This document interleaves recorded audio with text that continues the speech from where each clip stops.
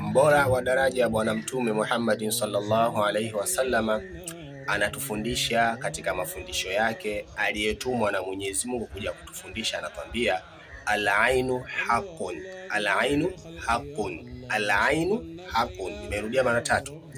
Anasema jicho hili la nyama hili, jicho hili la nyama hili, jicho hili kweli linadhuru. Kweli hili jicho la nyama linadhuru kwa maelezo ya Bwana Mtume Muhammad sallallahu alaihi wasallama. Haya niliyoyasoma kwa lugha ya Kiarabu. Al-ainu haqqun, jicho kweli linadhuru, jicho kweli linadhuru. Namna gani jicho linadhuru?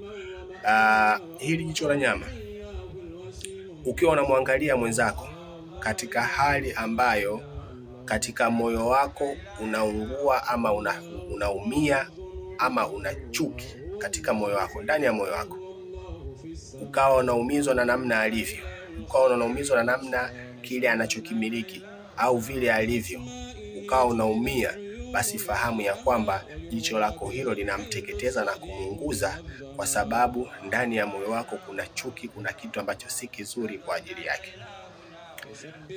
Lakini vile vile inaweza ikawa lipo katika moyo, lakini kuna namna nyingine nayo likawa lipo ndani ya moyo na ulimi nao ukachangia kuzungumza, ukawa unalizungumza hilo kwa lugha yoyote ile ya kumkebehi, ama kwa lugha yoyote ya kumfanyia istihza, ama kwa kufikisha kwa lugha yoyote, lakini inaashiria ya kwamba ndani ya moyo wako kuna kitu kipo ambacho kinakuumiza, kuna kitu kipo ambacho hujafurahikiwa na hujapendezewa nacho kwa mwenzako.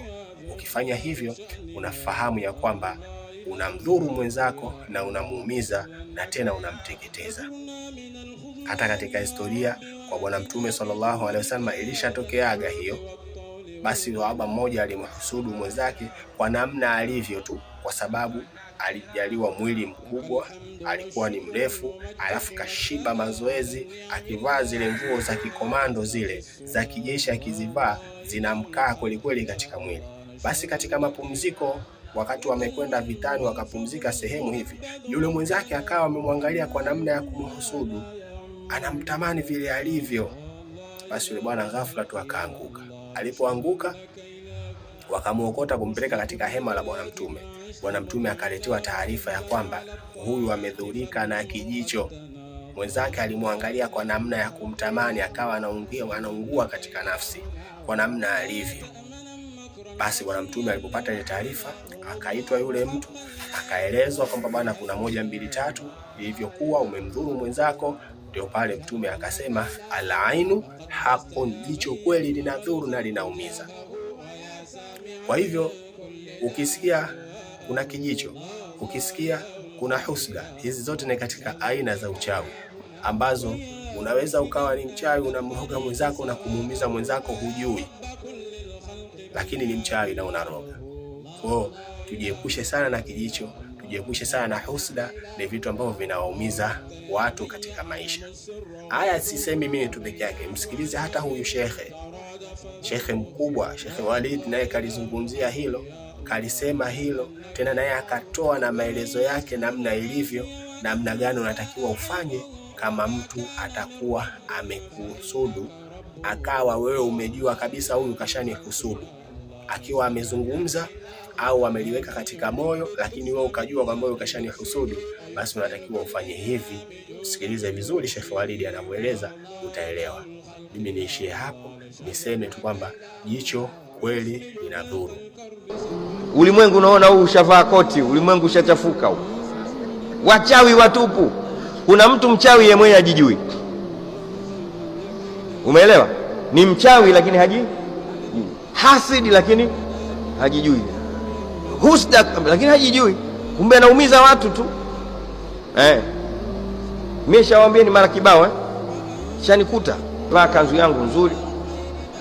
Nimefika pahala, kuna mtu kamba Walidi, kanzu zenu mnavaa wenyewe tu.